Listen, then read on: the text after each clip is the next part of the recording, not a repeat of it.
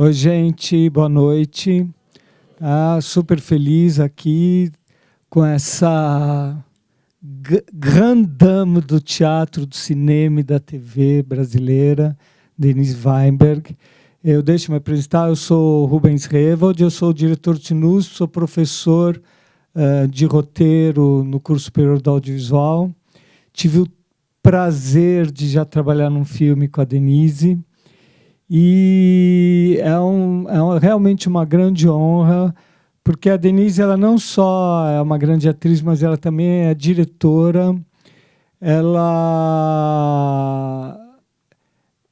recentemente traduziu um livro, você traduziu mesmo, né? Traduziu um livro sobre interpretação, como parar de atuar, Harold Guskin, que é um manifesto, é muito interessante. Então, quem se interessa por interpretação, interpretação para cinema, interpretação para teatro, interpretação para TV, esse livro é muito importante. Enfim, a Denise tem outras histórias também de conflitos, de guerrilhas. Mas assim, a primeira vez que eu a vi no teatro foi numa montagem histórica do Grupo Tapa, Vestido de Noiva, né? Fim do século passado, né? Acho que era 90 e alguma coisa. 94, 95, exatamente. E que é uma peça seminal, né, do teatro brasileiro. E desde então eu sempre fiquei com a Denise na cabeça. Não, eu tenho que trabalhar um dia com a Denise. E daí eu tive o prazer de trabalhar com ela no filme Supernada. Bom, mas vamos falar sobre O Último Azul, que é um filmaço do Gabriel Mascaro, que ganhou o Urso de Prata em Berlim, o Grande Prêmio de Júri. É o segundo prêmio mais importante do festival, né, da Berlinale. Só perde para o Urso de Ouro, que é o melhor filme. Como pode-se dizer que esse é o segundo melhor filme. É um prêmio muito, muito importante. A Denise foi muito elogiada. Você também estava concorrendo, né? Estava por um triz, né? Porque era uma negociação. Ou era... Aí a gente torci particularmente para ser o filme, porque era o melhor. Claro, de visibilidade. Eu vou fazer, então, vou passar para você, vou fazer a primeira pergunta e depois a gente abre para o público. Fala um pouco, Denise, de como é que foi a tua relação com o Gabriel, assim, desde quando ele te convidou, o que vocês discutiram sobre o filme, como é que foi o processo, teve ensaio, o que você aportou para o filme, qual foi a tua contribuição, se o roteiro foi muito diferente depois do que ficou o filme, enfim, um pouco sobre o processo. Bom, primeiro, boa noite, obrigada por vocês estarem aqui, nós estarmos aqui todos, né? Obrigada. Bom, a gente não se conhecia, eu e Gabriel, né? Eu tinha visto Boi Neon, tinha visto algumas coisas dele. Eu não sei se ele mora em Recife ou eu moro aqui. Então, a gente se falou pelo Zoom, foi o nosso primeiro encontro, foi no Zoom. E conversa vai, conversa vem, ele me falou do que ele estava pretendendo e me mandou o roteiro. Quando eu li o roteiro, eu disse, opa, tem coisa boa aí, meu corpo tremia, eu tenho essa coisa, sabe, mediúnica. Eu sei que tem uma coisa boa. Pingou uma coisa azul, comecei a ver coisa. Aí a gente voltou a se conversar, né? Aí eu disse, pô, Gabriel, eu quero fazer. Eu quero fazer. Como é que é o esquema, né? E aí a gente começou a conversar. Ele falou dos ensaios, que a gente ia ficar 2 semanas no Amazonas, já lá, instalados, e ensaiava. Tinha a Clébia de Souza, que é uma atriz pernambucana muito legal, que ela fez a nossa preparação, que foi super tranquilo, uma coisa light, bem amorosa, sabe? Assim, a Clébia é bem legal. E começamos com a Miriam Socarra, a cubana, a Roberta, que faz a Roberta. A gente filmou ao contrário da ordem normal, tá? Eu comecei do fim para o início. Eu não sei como é que eu fiz isso, mas eu fiz, né? Mas, e aí, a relação com o Gabriel é um diretor, ele sabe muito o que ele quer. ele tem uma fixação nos corpos, né? Toda a obra dele é em cima do corpo físico. Tanto que a câmera, se vocês repararem, ela passeia pelos nossos corpos, né? A câmera era colada, é close o tempo inteiro, não dá sossego. É muito legal, é muito legal. Porque você entende a linguagem e você também vai trabalhando junto. E o Gabriel é uma pessoa boa de parceria também. Ele não é do jeito que ele quer. Às vezes ele olhava uma coisa e disse, pô, é legal isso aí, sabe? Tinha uma abertura, e com o Rodrigo também foi genial, porque o Rodrigo veste a camisa, o uniforme, bate continência e se joga, né? É muito bom trabalhar. Todo mundo era muito uma equipe muito amorosa, muito coesa, sabe? Um ajudava o outro, não tinha mimimi, não tinha frescura. Porque também ter frescura no Amazonas, em plena selva, né? Vamos combinar. É demais, né? Então, não... as coisas foram dando... teve muito... O roteiro é o original, praticamente, mudou o fim do filme. Isso que foi interessante. No final, originalmente, a gente filmou eu voando de avião. Realizava o sonho, mas que ficou mequetrefe, sabe? Ficou um sonículo, sabe? Quer dizer, eu não vi isso. Quando eu já vi... Era avião, não, era avião, tipo quase um teco-teco, sabe? Era um avião que eu me lembro que era um calor infernal, eu nem me lembro direito do que aconteceu, era eu e o piloto, a gente pingava numa gaiola, era pior que o Catavelho, era bem pior, o Catavelho pelo menos era arejado. Então, mas aí, quando a gente foi editar, quando a gente foi dublar, né? Porque tem essa parte, o Gabriel, essa é a parte difícil. Ele dubla o filme inteiro. Ele gosta de dublar? Adora. Que interessante, para ter uma segunda... Exatamente, E ele trabalha com o som, com a voz, na minha voz, ele queria a voz... E na Amazônia tem muita interferência, sim, claro. Então, ele queria a voz pura na caixa, sabe? Então, ele fez todo mundo... Isso ele me avisou desde o início. Ele disse, olha, eu dublo o filme inteiro. Eu não sabia que era tão cruel. Eu não sabia mesmo. Não, porque 1 ano depois que eu fui dublar, eu dentro de um cubículo na Vila Madalena, no estúdio, da Amazônia para um cubículo é covardia, né? Então, você tem que tirar a imaginação. Isso foi a parte mais difícil. E aí ele me contou que na edição, que foi no Chile, com um cara chileno fera, e ele discordou. O editor disse, pô, esse final não é isso, não. Você tem um outro final aí, porque esse final que vocês viram do cabelo voando foi sem querer. A gente não foi, vamos fazer a cena do cabelo voando. Nem tinha essa cena, né? Eu estava parada, descansando, numa pausa, parada no barco. A gente tinha feito aquela tomada de eu olhando a Roberta. Aí a gente parou. Aí eu fiquei descansando e o vento batendo e eu estava olhando para o nada. Aí eu só ouço aquilo, filma. Aí eu disse, caramba, o que eu vou fazer? Que cara que eu faço? Que eu não pensei em nada, sabe? Mas sabe que isso foi muito bom? Cara de paisagem, literalmente cara de paisagem. Exatamente. E aí o cara disse, pô, elas têm que acabar as duas juntas. Poderosíssimas, as duas juntas. E essa é uma viagem no sentido metafórico, né? Voar no sentido metafórico, e muito mais amplo do que voar num aviãozinho. Eu vi gente falando que sentiu falta de um beijo de vocês duas. Não tinha no roteiro, né? Não tinha nada disso no roteiro. No roteiro a gente era comportado. No meio, quando... esses jogos que vocês criaram na filmagem. No meio, o Gabriel sacou que tinha match. Olha só. Aí eu comecei... Porque muita coisa que a gente filmou não estava no roteiro. Por exemplo, aquele banho de banheira, né? A doideira...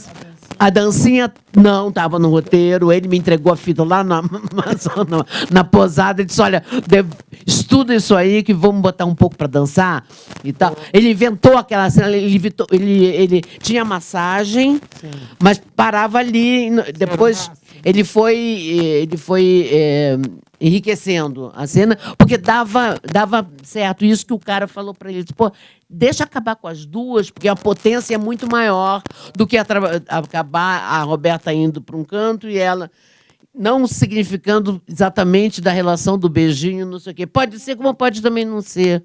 Porque eu acho que a coisa grande, legal desse final com a Roberta, eu acho que é uma coisa que eu, Denise, particularmente adoro, que é a parceria. A parceria é muito melhor que a paixão e o namoro. Mas é assim, 100 vezes. Agora, de cadeira, eu falo. Já tenho idade para falar isso. É muito mais interessante. A parceria, a cumplicidade, a companhia. Isso é o segredo da sabedoria de viver. Né? Não é um príncipe encantado ou princesa encantada. É tudo. Acaba com vocês duas. Isso, exatamente. Há uma esperança na vida como um prazer. Né? É uma ode ao prazer na velhice. Boa noite, Denise. Agora sim. Sou Lucas, sou estudante daqui, do curso de História. É a segunda vez que eu estou vendo esse filme no cinema. Me encantou muito na primeira vez, gostei muito. De novo, me encantei. Está ótima no filme, muito bom ter você aqui com a gente. Nossa, estou super emocionado.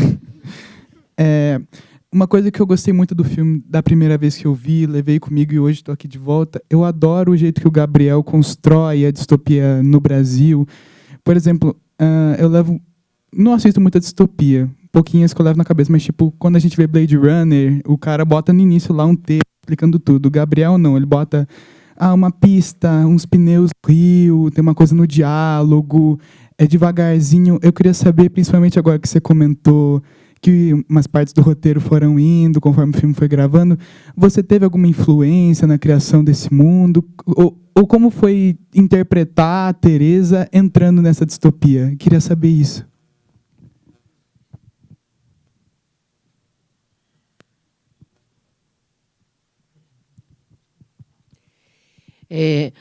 Bom, para ser franca, é uma coisa que eu falei com o Gabriel desde o início, que eu não acho esse filme distópico. Eu acho ele completamente realista.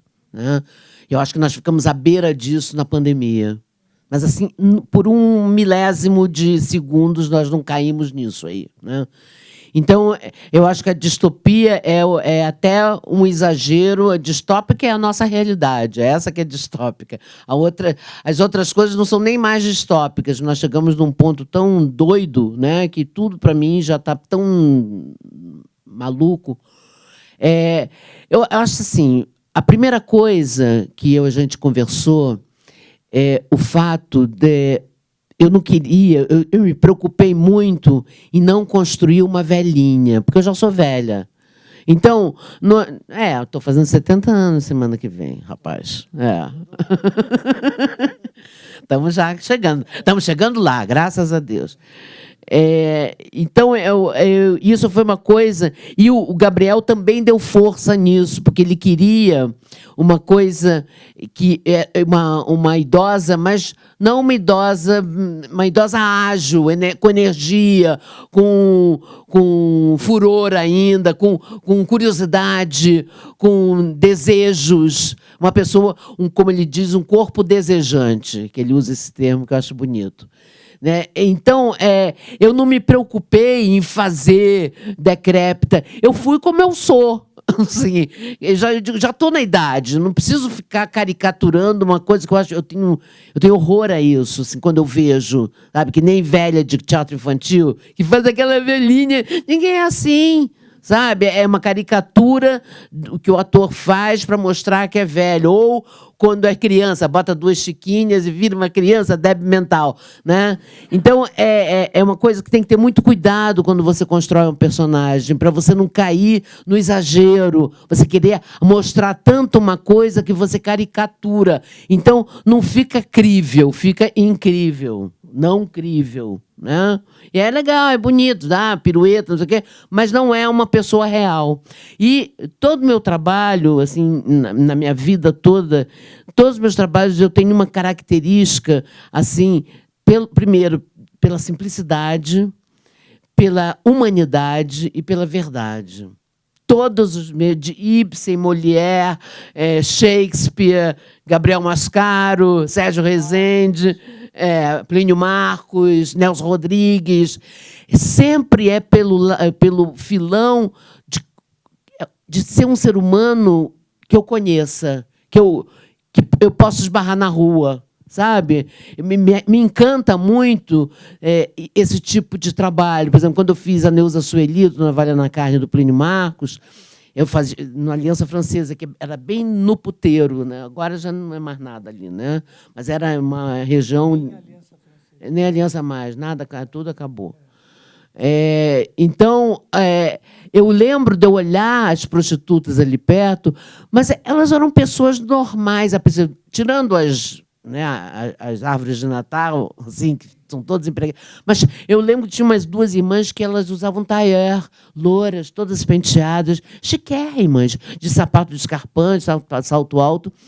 E eu conversei com elas, assim, e eu montei a coisa em função de uma mulher que teve que ir para a rua para ganhar a vida. Ponto. Agora, o resto é muito fetiche na nossa cabeça. A mesma coisa eu fiz com a Tereza, né? Uma mulher simples, ordinária, no bom sentido, ordinário no sentido normal, comum, né? Que trabalha num frigorífico, vive numa casinha, tem uma vida completamente... Foi por aí. O que acontece com essa mulher? Por que ela vai mudando? Primeiro, baixou esse decreto, né, distópico, né, que ela não quer isso, né? E, ao mesmo tempo, eu acho que ela vai, nos encontros que ela vai tendo, isso que eu acho que ela é muito sagaz, que os encontros que ela vai tendo, ela vai aprendendo como é que é a vida fora do frigorífico, fora daquela coisa ordinária. Ela pergunta para o Cadu, que faz o Rodrigo Santoro, você faz coisa errada? Aí ele diz, quem não faz? Aí ela, toca uma campainha, é normal. Vai jogar no bicho, Deus me livre, no final ela joga toda a vida no bicho, no peixe, né? Vender Bíblia digital, fazer uma coisa daquelas com a Roberta, imagina, nem pensar. Ela era toda certinha, né? Assim, aristotélica, no sentido de tem que fazer direito. Ela fala isso no início do filme. Tem mais é que fazer isso, tem mais é que ficar vigiando os velhos, né? Que ele fica fazendo coisa errada. Ela é reacionária. E, de repente, ela acaba anarquista. Eu acho isso genial. Tem uma coisa que eu queria comentar sobre isso. Eu acho que esse é o elemento mais interessante da personagem, que ela vai aprendendo. É uma personagem que tem muitos planos meramente dela olhando. Ela observando o outro agindo, como o outro se comporta. Muitos planos. Que é isso, que não está falando nada, não está fazendo nada, mas está olhando, está observando. Isso o Gabriel falou com você, trabalhou, você foi sentindo. Como é que era? Nesse plano você vai só olhar. Como é que era isso, essa direção? Porque ouso dizer que metade dos teus planos é olhando. Eu acho que isso, quando eu li o texto, eu já percebi que era isso. Isso já está. É muito pouco texto, porque eu tenho, mas eu tenho todas as cenas. Sim. Né? Então, e eu, particularmente, adoro essa parte de não fazer nada, entre aspas, né? Não falar nada. Eu adoro fazer isso, sabe? Porque eu acho que a expressão da pessoa já dá a compreensão. É muito rico você ficar no contraponto da fala. Eu adoro, porque você fica dando a informação ao público do que você está achando sobre aquele assunto, e não para quem está com o microfone na mão. É para quem está ouvindo, né? Então, isso me seduz muito. E o Gabriel foi sopa no mel, sabe? Ele viu que eu curtia fazer isso, aí ele explorou. Quando eu vi, a câmera estava colada, sabe? Quando eu vi, a câmera estava colada. E o Memo, que era o diretor de fotografia, maravilhoso, mexicano, ele entendeu essa coisa do Gabriel e ele impulsionava. Ele disse, não olha para mim, vai que eu vou atrás de você, vai que eu vou atrás de você. Não fica me esperando, sabe? Foi um jogo muito bom. Já vou passar. O Peter Jackson, que quando ele dirigiu King Kong, vocês viram King Kong? Ele precisava de uma atriz que contracenasse com nada, né? Porque não estava lá, né? O negócio foi colocado depois, né? E daí ele escolheu uma atriz, uma grande atriz. Hoje ela está meio sumida, Naomi Watts, que fez o Mulholland Drive. No fim dos anos 90 e nos anos ela era a atriz que ele falava, é a melhor atriz do mundo que sabe olhar. Então eu posso segurar um close nela por minutos. Então isso no cinema é super importante, meramente olhar. Boa noite. Obrigado pela presença aí. Eu assisti pela segunda vez também o filme. Eu acho magnífico, parabéns. Mas eu queria fazer uma pergunta aí meio assim. Como é que vocês deixaram o olho azul daquele jeito?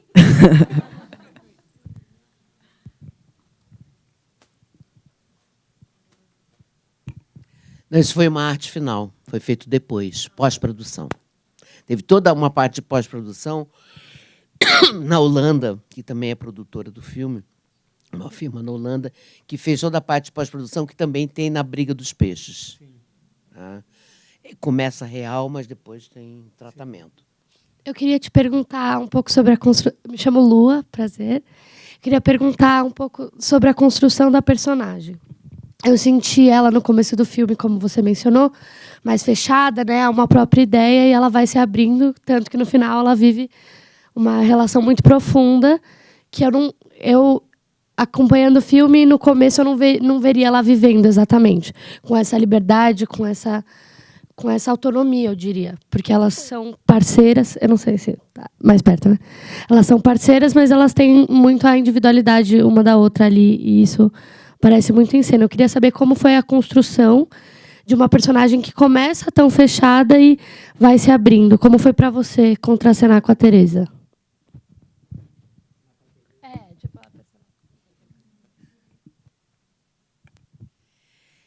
Eu acho que eu não fui... Como eu filmei ao contrário, eu comecei aberto e fui fechando. Né? Então, mas eu não fiz isso, confesso sinceramente, eu não fiz isso pensando, vou fazer aberta, aqui eu vou fechar. Eu fui no jogo. Eu sou muito do jogo. A coisa que eu mais gosto na vida é contracenar. Por isso que eu sou meio avessa a monólogo, já fiz, mas não é minha praia. Eu gosto do jogo cênico. Eu dou, ele dá, né, e esse jogo que é bom. E foi assim que eu fiz. Com a Miriam, era um jogo... A gente se divertia, eu, ela e a Clébia, né? A gente se divertia, ainda mais que ela falava tudo errado português. Aí ela mesmo... E ela queria falar, fala em espanhol, depois põe legenda. Não, tem que falar... Não. Era uma figura. E aí a gente se divertiu muito. Com o Adanilo foi outra coisa, o que faz o que joga no bicho, do meio, né? O que vai consertar o avião, que é o malandrinho, né? Foi outra pegada. E com o Rodrigo foi outra pegada. Do Rodrigo foi nós ficamos 10 dias no Igarapé, aquele lugar que a gente que o barco fica parado, que a gente ia e voltava, né? Mas era no Igarapé. E ali ficou a nossa casinha, né? Então, e foi muito legal, porque com o Rodrigo, como ele é extremamente criativo também, e ele estava com tanta vontade de fazer esse filme, ele disse para mim que não aguentava mais fazer a almofadinha de Hollywood, né? Então, e ali ele virou bicho, né? Ele está diferente, ele mesmo que se maquiava, ele mesmo que inventava as coisas. Ele vestiu a camisa... Ele que se feiou, ele veio já com as cicatrizes, sim, com a unha toda, ele mesmo fazia tudo, né? Ele gosta dos props, tá? E aí foi um jogaço que a gente jogou. Teve uma hora que o Gabriel disse assim, olha, faz aí, depois a gente dá uma olhada, mas vão criando. Todas as marcas, todas as nossas cenas, foi a gente que fez, organicamente, dentro do barco. Não tinha muita opção dentro de um barquinho, né? Então, a gente fazia um jogo para a câmera, né? Foi muito legal, foi um jogo interessante. Então, eu acho que eu não fiquei em mim. Eu, o que eu vou fazer agora? Qual que é? Eu estudei pra caramba. O que significa isso? Antes de eu ir para Amazonas, eu fiquei na minha casa, decupei o filme inteiro, decupar é cena a cena. O que eu faço? De onde eu vim? Para onde eu fui? Que energia que tem essa cena? Porque quando você filma fora de ordem, você tem que ir direto ao assunto. Não dá para você ficar... Você já tem que entrar no set com a energia que você sabe que você vai fazer, né? Então, eu sabia, cena 42, eu sabia o que era, sabe? Então, isso eu estudei muito em casa, muito em casa. Os olhares, onde eu pôs o olhar, tecnicamente eu estudei sozinha. Depois eu entrei no jogo. Aí, quando você entra no jogo, eu esqueço um pouco a técnica e vou jogar. É que nem futebol. Você treina, no jogo é jogo. Né? Treino é treino. Então, você entra para jogar e aí sai. Eu acredito nisso. Sempre acreditei no teatro, sempre acreditei nisso. O jogo é muito mais importante do que o ego. Né? Tem uma coisa interessante no filme, né, que tem tudo a ver com o que você falou, que é um drama de estações. Né? Quando você começa a tua jornada, a primeira é totalmente com o personagem do Rodrigo. Totalmente, nada interfere. Depois totalmente com o personagem do rapaz do Teco-Teco e depois totalmente com ela no barco, né? São 3 momentos e cada vez ela vai aprendendo, ela vai... É muito bonito isso no filme. É uma via crucis, é drama de estações mesmo. Consertou?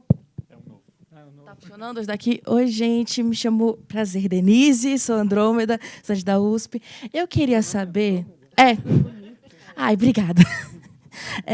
Eu queria saber como o ambiente amazônico interferiu na sua personagem e dos bastidores, o que você gostou a respeito do que você aprendeu da cultura também, que eu acho que isso também influencia na personagem da formação da Teresa, até porque foi naquele ambiente que ela cresceu a vida toda, né, onde ela criou a filha dela, etc. Eu gostaria de saber mais sobre isso e essa partinha dos bastidores. Não, tem toda a razão. Boa pergunta. O ambiente influencia totalmente. Não, eu acho cada vez mais que a atmosfera é mais importante do que a própria história em si, né? Então, principalmente no cinema, né? A atmosfera é importante. Ensaiar no Amazonas já foi uma aventura, porque a gente ensaiava num quiosque na beira do Rio Solimões. Era um hotelzinho onde algumas pessoas ficavam e a gente ensaiava ali. Então, quando tinha pausa para café, eu ficava olhando o rio passar, sabe? Eu digo, gente, que coisa, que privilégio! A gente ensaia aqui entre 4 paredes, sai, vai ali, toma um café, fuma um cigarro, volta, né? E é um privilégio, não. Então, aquilo te inspira muito. E eu acho que tem uma outra coisa, eu sou muito pró-natureza, né? Eu sou bióloga, na verdade. Eu sou atriz disfarçada, mas eu sou bióloga. Eu gosto da natureza, é uma coisa que eu me alimento muito. E eu acho que é o privilégio que eu tive de viver 2 meses na Amazônia, vendo todo dia o sol nascer, todo dia o sol se pôr, muda a tua alma. Não tem como. Sabe? Você volta diferente. Meu pânico era voltar para São Paulo. Que eu até na véspera eu fui tomar um tacacá com o Gabriel. O Gabriel me disse, vamos lá, não sei o que e tal. Onde a gente viu esse voo de andorinhas que ele filmou no final, foi lá. Estava no penúltimo dia e eu estava tomando tacacá e digo, eu não sei o que eu vou fazer agora. Quando eu voltar, ele disse, que é isso, vai para o teatro. Imagina, você vai fazer lá, deve ter um monte de peça, não sei o quê. Nunca mais pisei no teatro, desde lá. Quando eu voltei, foi muito forte, sabe? Eu fiquei em casa olhando para o teto durante umas boas semanas. Eu não tinha vontade de ver nada. Eu não tinha. Sabe quando você come um prato? Eu fui ver uma peça que quase saí no meio, sabe? Eu digo, gente, para que eu fui sair de casa, sabe? Eu acho que sabe quando você come um prato que é muito bom e você fica satisfeita? Eu estava assim. Sabe, eu estava completamente satisfeita, eu estava saciada, estava plena. Eu não queria, mas digo, vou fazer o quê? Trabalhar em quê? Tudo bem, depois engrena, você vai fazer um filme, aí você volta à vida ordinária, né? Então, aquilo foi uma suspensão que os deuses me deram, me tiraram daqui de São Paulo, me colocaram lá, né? E em lugares lindos, uma experiência incrível. Eu era quase uma ramba da floresta, né? Porque teve muita coisa que foi cortada, me jogava da lancha, nadava para fugir. Era um rambo, tinha um rambo total. Quase morri. Aí subia no negócio, saía do rio, toda molhada, encharcada, subia a montanha, voltava. Né? Mas foi muito bom, eu adoro fazer isso. Eu gosto que eu posso fazer. As pessoas ficam, pô, tu é kamikaze. Eu digo, não é kamikaze, eu entrei para fazer isso. Eu estou aqui para me divertir, agora eu vou ficar com mimimi. Ah, não faço isso porque tem mosquito. Ah, porque isso, porque sua, porque é um calor infernal. Né? De take in take, a toalha gelada com gelo no pescoço para você aguentar o dia inteiro. Muito úmido, não tem como você não suar. Né? Então, eles aproveitaram isso, tanto que a gente está suada quase o filme todo. Né? Então, eu acho que o fato de estar em outro lugar é completamente diferente de fazer filme em São Paulo, em cidade. Eu adoro locação, eu adoro. Essa coisa de ficar trabalhando no mesmo lugar que você mora, no cinema, eu acho tão chato. Aí volta para cá. Né? Você muda um pouco quando você vai para outro lugar. Eu descanso da Denise. Eu descanso de mim. Você entra num outro lugar e ali você vai embora. Ninguém vai te internar porque você é maluca. E você pode fazer o que você quiser. É muito bom isso. Isso é uma liberdade absurda que o ator tem. Né? Eu fico impressionado quando tem gente que fica com medo, né? Porque dá medo. Eu não acho medo. Medo é de ficar fazendo todo dia, ela faz tudo sempre igual. Né? Então, eu acho que foi uma coisa. Estar na Amazônia foi fundamental para que o filme contasse essa história. Né? Ele tem, eu acho, mais 4 filmes filmados lá com a gente, que nem entrou. A gente filmou muito. Boa noite, Denise. Eu sou a Júlia, sou estudante de cinema. Para mim é uma alegria estar aqui com você. Bom, é a segunda vez que eu assisti o filme e a primeira vez, para mim, ficou muito em aberto essa questão do que seria o Último Azul. Fiquei muito na dúvida. E nessa segunda vez eu criei uma teoria, mas não tenho certeza se eu estou certa. E eu queria saber, da visão do Gabriel, qual seria essa ideia de o que seria esse Último Azul? E para você, o que seria o Último Azul? Boa noite, eu me chamo Otávio, eu sou das sociais. E eu queria saber como você diria que a pandemia ressoou no roteiro do filme e no filme em si. Porque uma coisa que eu percebo bastante do filme é que são poucas as cenas em que você está contracenando com mais de um personagem. E eu acho que talvez isso seja um produto desse período da pandemia e tudo mais. Oi, eu sou o Ruiz, eu faço teatro também e eu tenho tido muito contato com o Grupo Tapa nesses últimos tempos. Então, eu ouço muitas coisas, eu vejo muitas coisas, eu estou estudando a história do Tapa, então acho que eu conheço mais a minha vida do que eu mesma. Eu conheço mais você no teatro do que realmente no audiovisual. Claro. E eu também já te vi no teatro. E em uma entrevista você disse que a velhice é uma nova etapa na vida, assim como a infância, a adolescência. Eu queria saber se agora, nessa nova etapa, há novas ambições no teatro, no trabalho no teatro. Vou começar por você, então, tá? E depois a gente faz o contrário. Olha, o teatro, no momento, está agonizante. Né? Então, é uma das razões que eu nunca fiquei tão longe do teatro tanto tempo, né? Mas, do jeito que está sendo feito, tá muito grave a situação. Né? Porque o teatro virou um hobby, não é mais um ofício. Né? Que você faz sexta, sábado, domingo, é que nem você jogar bola na várzea. Né? Então, você vai lá, é um hobby. Qual o ofício que você faz 3 vezes por semana, 3 horas? Nenhum. Né? Então, eu acho que o teatro foi sucateado, foi pulverizado. As temporadas estão de 4 semanas. Eu fazia teatro Vestido de Noiva, eu fiquei 6 anos em cartaz. A Megera Domada, eu fiquei 4 anos, de quarta a domingo. Isso é um ofício. Agora, fazer pelada, pelada de futebol, não pelada, de futebol, é ficar pelada, entendeu? Eu tô segurando a onda enquanto estiver nessa situação.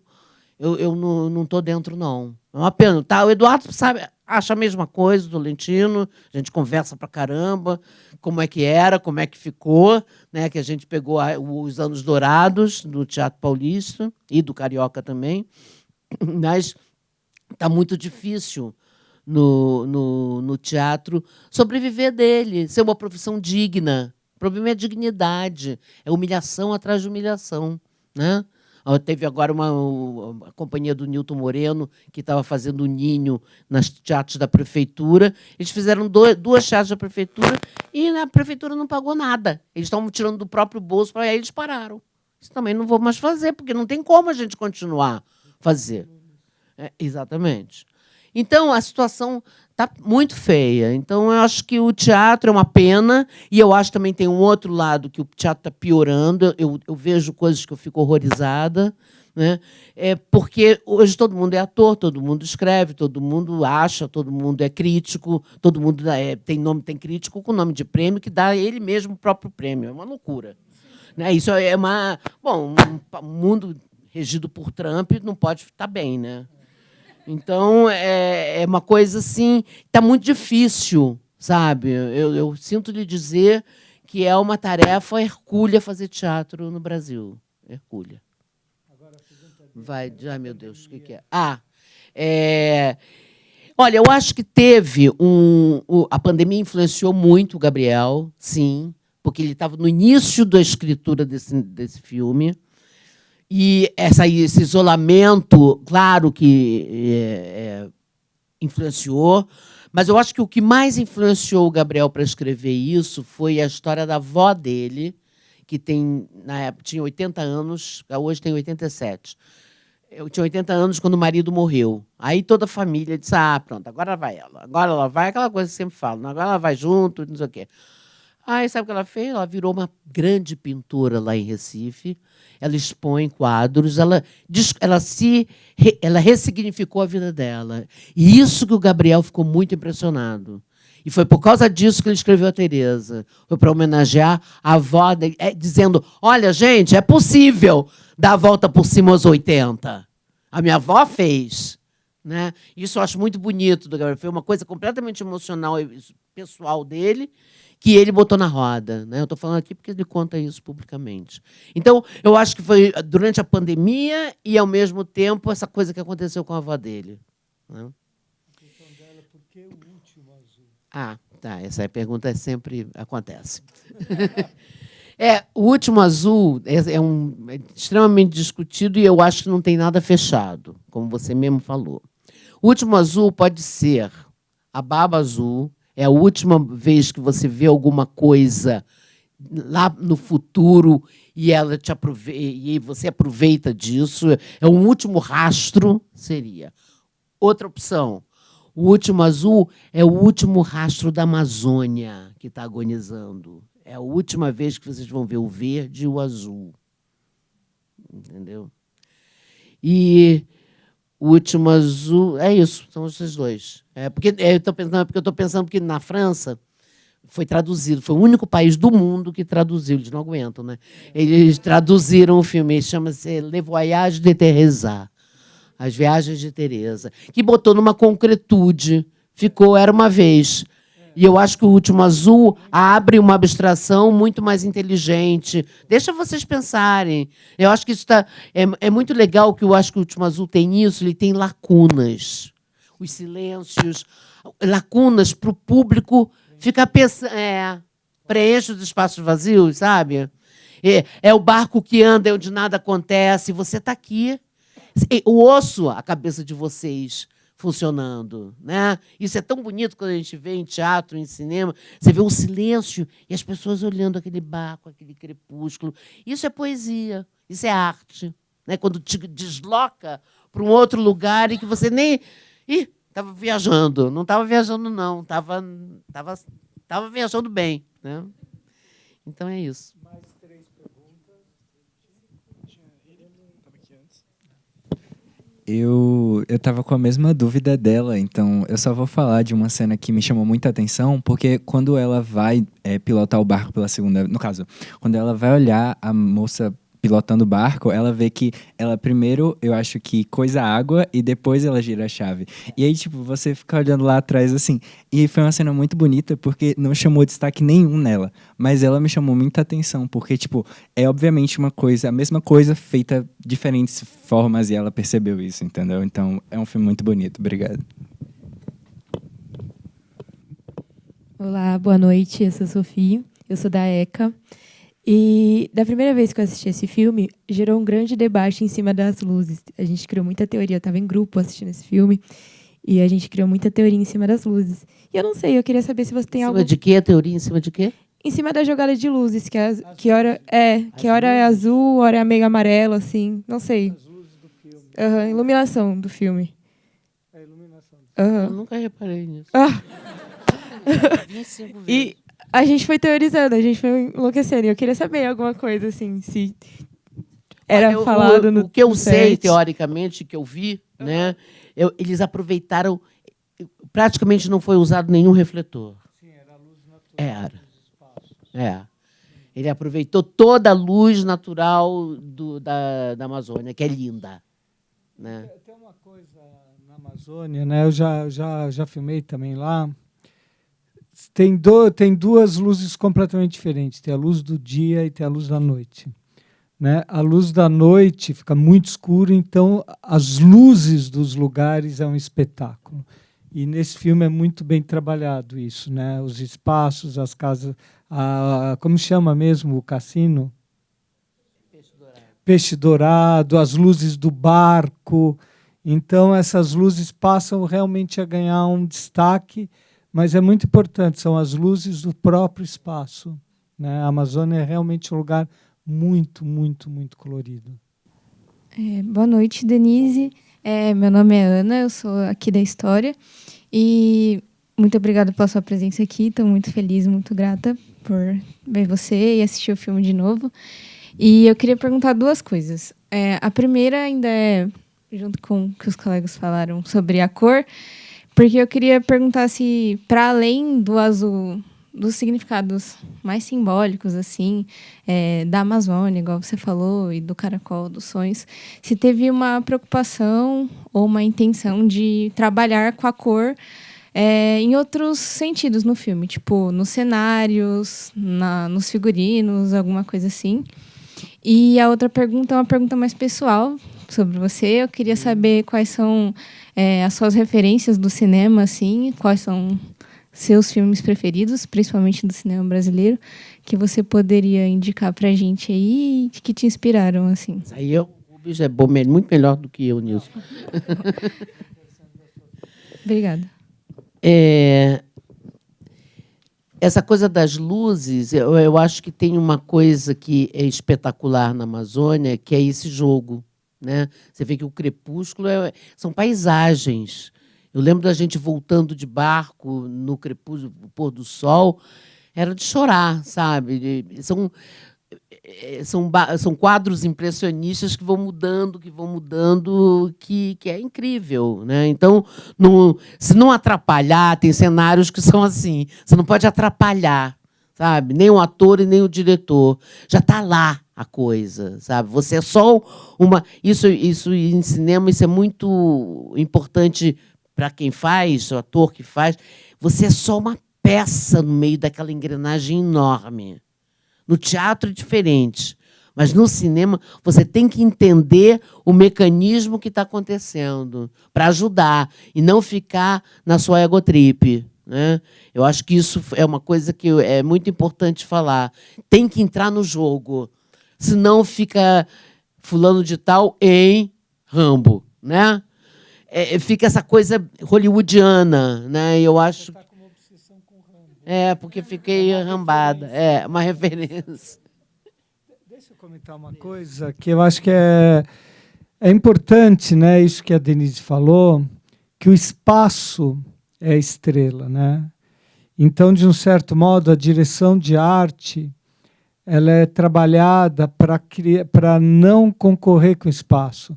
Você vê as roupas que ela usa, um shorts marrom, uma camiseta, são tons terrosos ou claros, não tem nada super colorido. Nenhum personagem usa uma roupa muito colorida, porque não compete com o cenário. O espaço é o protagonista. Então cria uma relação de frente e fundo, né, de contraste. Isso é tão difícil. Filmes brasileiros. Sabe um filme que eu até vi outro dia, passou agora, que eu acho uma pérola, que é o Bye Bye Brasil. Eu gosto tanto daquele filme. Eu vi de novo, eu vi lá atrás, e eu vi de novo, eu gostei mais agora ainda do que quando eu vi na época, né? Eu acho que tem a Dona Flor e seus dois maridos também é uma outra obra bacana. Tem tanta coisa boa, gente.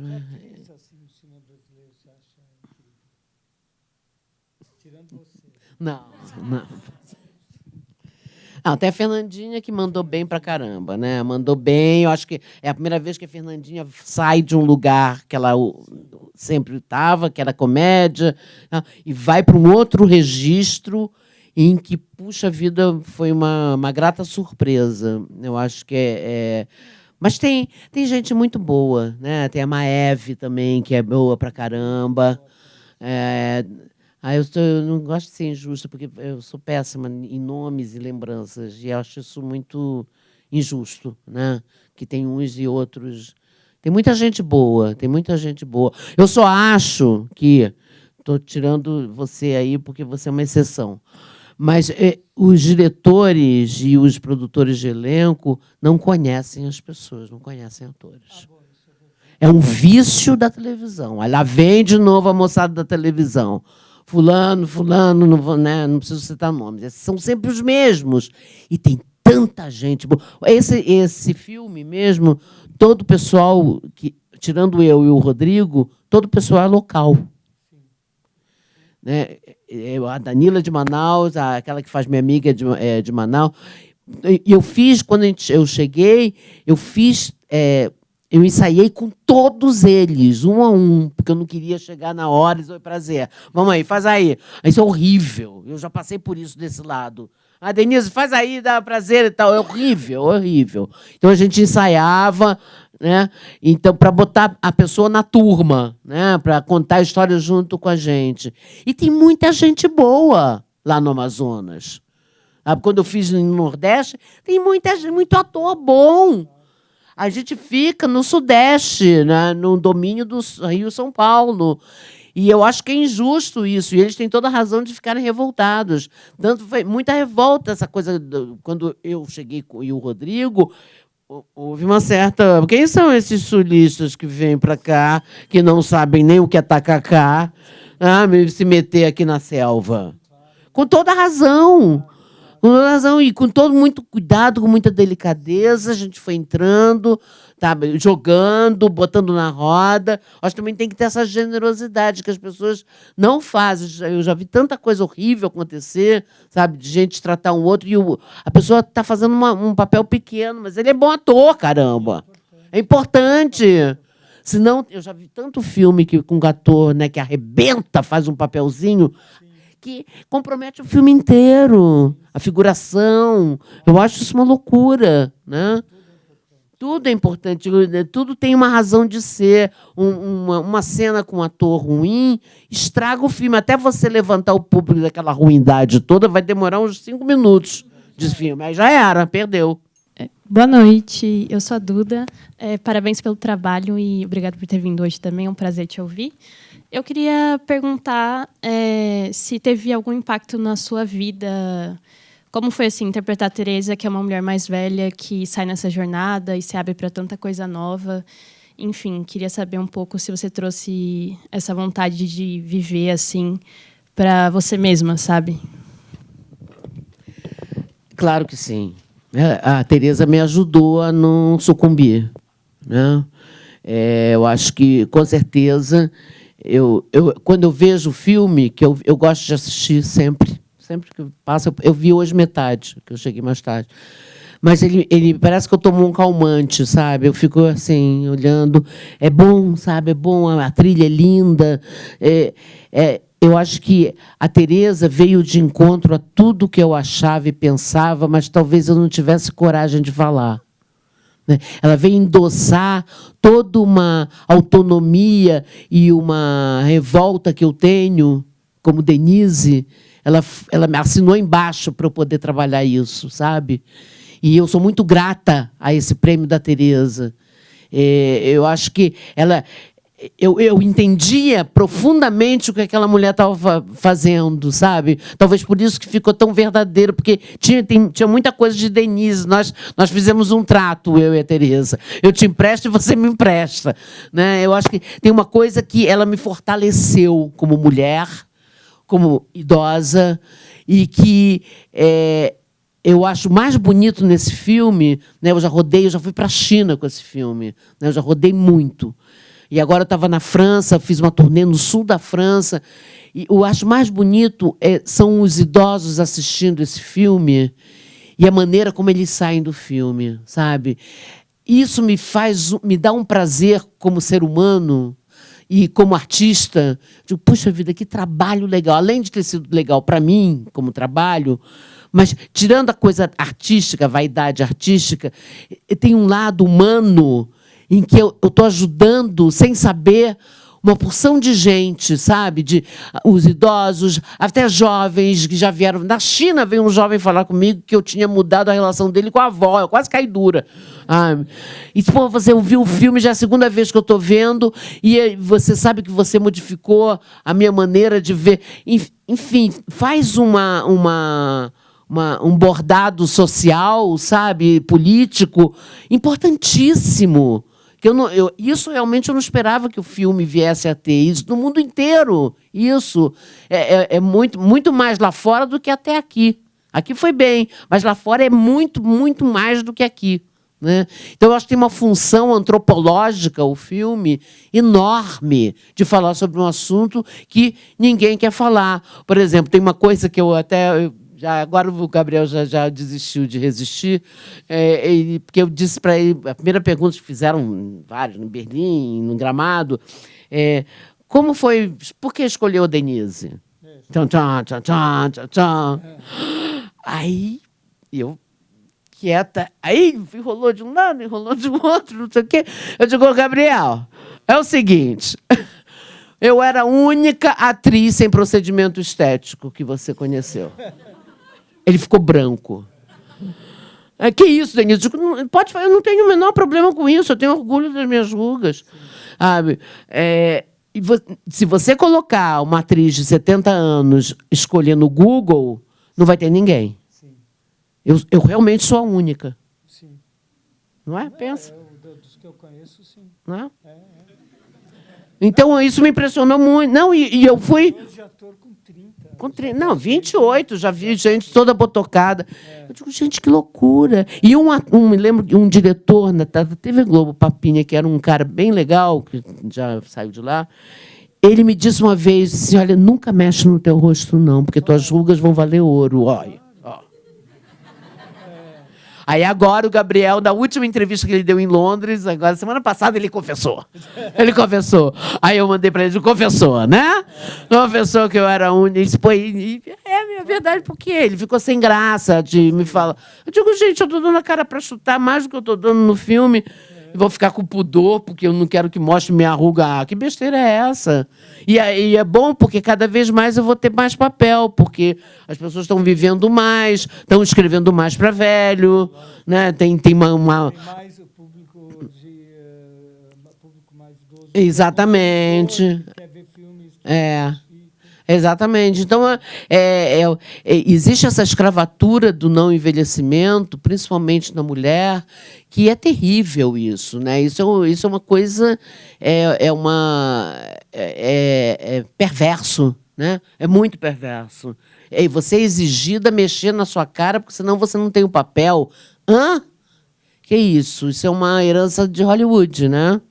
Você vê a Liv Ullmann, ela está toda enrugada, nunca fez uma plástica na vida, uma das maiores atrizes do século XX, do Bergman, E é uma cultura que nós temos horrorosa, né, em todos os sentidos.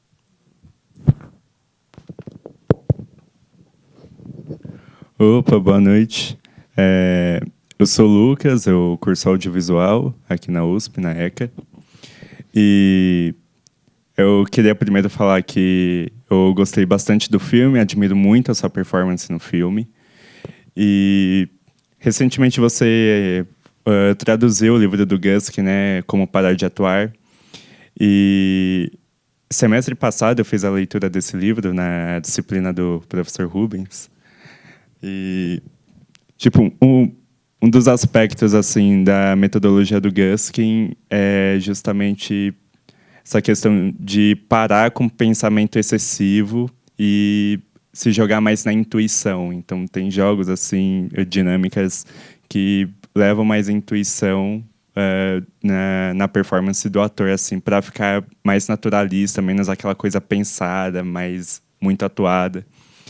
Mas quando você falou aqui mais cedo em algumas das respostas sobre o seu processo, você falou que aí, a primeira etapa você foi lá, decupou todo o roteiro, a intenção, qual seria o sentimento, o clima. E só depois, quando você foi para o set, você se jogou mais nesse jogo cênico e acreditou mais na intuição. Então, são duas concepções metodológicas assim de construção de performance bem diferentes assim, e eu queria perguntar para você qual seria a função de cada uma dessas etapas na sua construção de performance assim. Eu acho que é tudo junto e tudo misturado, né? Quando eu estudei sozinha, eu estudei a fala, eu tirei da página, como o Guskin faz. Eu tirei frase a frase da página. Quando eu cheguei para ensaiar, eu tinha um repertório de possibilidades com aquela frase. Isso que o Guskin faz. Quando ele faz coach dos atores, ele abre possibilidades de falar aquela mesma frase de maneiras diferentes. Depois você escolhe o que você quer. Mas eu sempre achei que um personagem é o que ele fala. Ah, mas ela tem pouca fala. Mas as falas são importantes. As falas vão dar o sentido de vida que aquela personagem tem. Quando o personagem tem pouca fala, procura, que você vai achar. Vai achar na atenção que ela tem quando o outro fala, isso que o Rubens falou, né? O silêncio dela é uma fala, né? Eu acho que o ator tem que ter uma partitura, igual músico. Tem uma música para tocar. Agora, você pode fazer a música, porque um toca a sonata de Beethoven mais acelerada, o outro menos acelerado, o outro com mais colorido, o outro... Tem uma diferença no estilo de cada ator ou de cada atriz. Ou tessitura, que eu chamo, de cada ator e cada atriz. Então, você vai escolhendo as possibilidades que aquele personagem tem. Ela falou isso por causa de quê? Por isso que eu tiro que ela é reacionária, porque ela fala, assim é bom, porque assim ninguém mais faz coisa errada. Essa frase é fundamental da mentalidade dessa mulher. Eu sempre procuro retirar o raciocínio do personagem. Como ele raciocina? Como é que ele pega um papel no chão? Como é que ele senta? Como é que ele anda? Como é que ele fala? A prosódia é importantíssima para tirar o sotaque carioca, para falar sujar. Isso é um trabalho, né? Usar a técnica a serviço da arte e não ser só técnico. Depois você chuta a técnica para o alto e voa, né? Você joga. Mas o início é eurivesaria, que eu chamo, sabe? Você fica lapidando o diamante, você recebe a pedra bruta e você começa a lapidar. E eu repito, eu sou obsessivamente repetitiva, sabe? Do teatro, né? Repito. Então, eu fico com o texto na minha casa aberto o tempo todo. De manhã eu faço um pouco, aí eu faço outra coisa, depois volto de novo, vejo de novo. Pode ser desse jeito. E aí eu vou trabalhando a escalada da personagem, né? Não é só um método, outro método. é um monte de coisa. Sempre surge, né, essa dicotomia técnica-arte, técnica-arte. Na verdade, tem uma coisa que pouca gente sabe, a origem das palavras é a mesma. As duas, para os gregos não tinha diferença entre técnica e arte. Vem do grego tekne, as duas palavras. Porque é isso. Arte é técnica é arte. Uma coisa alimenta a outra, uma coisa está ligada à outra. É tipo forma e conteúdo, é indissociável. Né? Quando você está construindo uma cena, você tem a tua intuição artística tal, mas ao mesmo tempo você tem a técnica, você conhece o teu ofício, você já viu muitos filmes, então uma coisa está sempre a serviço da outra. Gente, vamos para a última pergunta. Que pressão. Boa noite, meu nome é Thaís. Primeiramente, queria falar que amei o filme, estava na esperança de conseguir ver no cinema, não consegui ver ano passado, estou muito feliz. Uma coisa que você falou agora, que eu queria só dar o meu depoimento, que também mexeu muito comigo, porque minha mãe tem 67 anos, vai fazer, ela ia ficar brava se eu falasse que ela tem 66, e a minha avó tem 92, e a gente tem uma relação de cuidado, eu com a minha mãe, com a minha avó, enfim. Então, esse tema de envelhecimento é uma coisa que é muito presente na minha vida, e realmente é muito rico o filme, agradeço a todos os envolvidos. Minha mãe, inclusive, devia ter trazido ela, mandou um beijo para você, falou que te via também no Grupo Tapa. Mas a minha pergunta é uma pergunta mais técnica, assim, porque tem essa questão, né, do eixo do Sudeste, aqui Rio-São Paulo, e um dos principais motivos para que isso permaneça é justamente a facilidade, os estúdios, está toda a infraestrutura aqui. Então, eu queria saber se você tem algum relato, assim, um panorama mesmo das dificuldades técnicas da produção, de produzir um filme no Amazonas, porque eu imagino que, assim, deva ter sido super difícil, tem a questão dos equipamentos e tem que se adaptar a um lugar que realmente é maravilhoso, mas muito... são condições climáticas muito diferentes do que a gente está acostumado aqui. Então, eu fiquei pensando o filme inteiro, tipo, nossa... Como que eles levaram essa infraestrutura? Como é que operacionou? O que foi diferente de gravar um filme lá do que seria gravar um filme aqui, mesmo se não fosse em estúdio? Enfim, fiquei com essas dúvidas. Obrigada, boa noite. Imagina. Todas as dificuldades, né? Eu acho que produzir alguma coisa cultural nesse país, você já enfrenta todas as dificuldades de cara. Tudo na contra, parece que você empurra o barco e o barco vai para trás, né? É muito cruel. E esse filme a gente chama de boat movie, né? Tem o road movie, que é de estrada, e o boat movie, que é esse aí. Que nós andávamos numa fratinha, né? Era barco para figurino, barco para maquiagem, barco para ensaio com os atores, barco para comida, barco da técnica, de câmera, de equipamento. Então, saía todo mundo junto nos rios, né? Um atrás do outro, uma esquadrazinha. Né? E isso exige uma logística colossal. Né? Aí chove no meio, aí para tudo, porque ainda tem aquela chuva diária na Amazônia, né? Aquela chuva de 1 hora e para. E até numa cena a gente aproveitou a cena com o Rodrigo, que choveu exatamente na hora. Vamos fazer. O Rodrigo logo se jogou na água e pronto. Então, eu acho que a produção desse filme foi custosa no sentido, e não tinha muita grana para isso, sabe? Para tudo isso. Porque nós tínhamos 150 pessoas na equipe. É muita gente. Né? Comendo, morando, hotel, é complicado. Né? Então, eu acho que foi a Rachel que produziu, a Rachel Yanes, que é uma inglesa, e ela fez milagre, assim, eu acho. Agora, tem uma coisa que eu acho que é importante falar, que eu tenho falado sempre, que está acontecendo no cinema brasileiro, que por um lado é bom, por outro não, mas eu acho que nós estamos com um problema enorme de salas vazias, né? Os filmes estão aí, mas as salas estão vazias. Está todo mundo sentado no sofá comendo pipoca, vendo no streaming, né?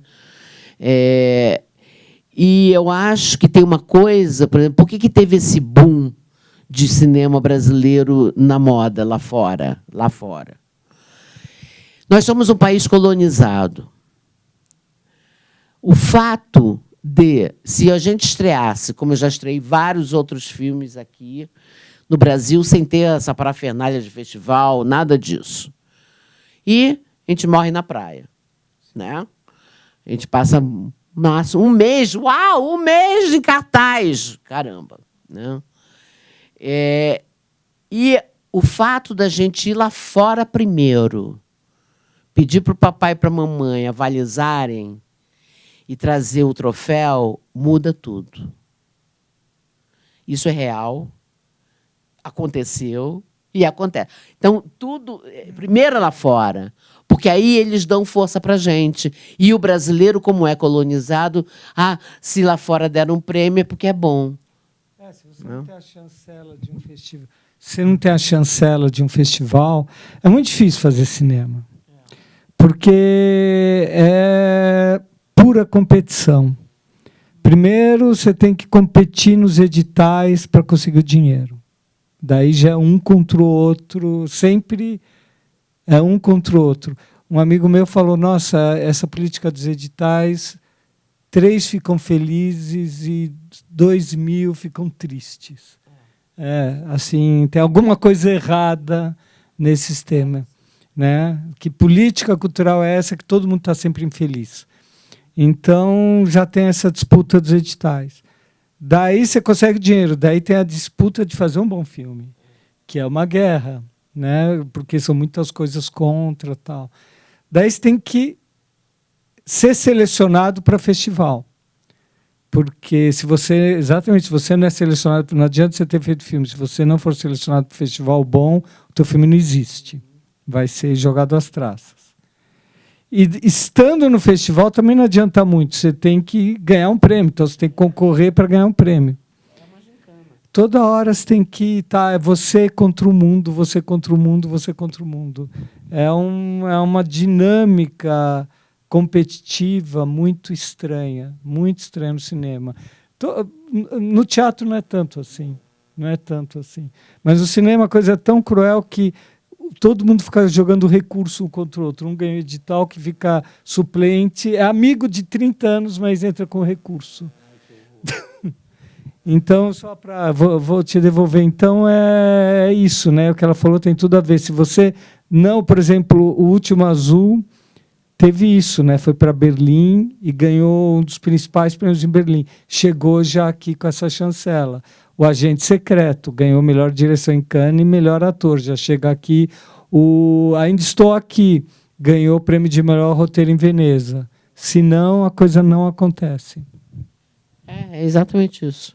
É um processo lento e fritante. Você vai fritando na panela. Né? Na frigideira, aquele óleo bem saturado. Né? Então, você vai... exige, não é perseguição, não é nóia. Não é isso, não, gente. Que eu sou antiga. Tá? É um projeto...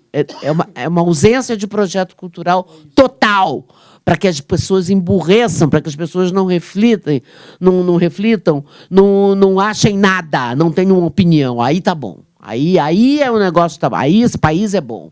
Aí vamos roubar à vontade, porque ninguém vai pensar. Entende? Tem uma coisa, uma redoma contra, que é assustadora, é perversa. Né? É muito perversa. É um projeto. É um projeto de danificar. Né? Todas as instituições estão sendo desmontadas. Né? O SESC está sendo desmontado, o SESI está sendo desmontado, que eu soube essa semana. Né? Então, não vai sobrar nada. Para o teatro, acabou. O SESC no teatro, acabou também. Então, a gente está vendo que a gente está indigente. Vai sobreviver. Isso aí é verdade. Porque são os jovens que têm que fazer essa revolta agora. Agora está com vocês a bola. Gente, queria aqui agradecer. Obrigada a vocês.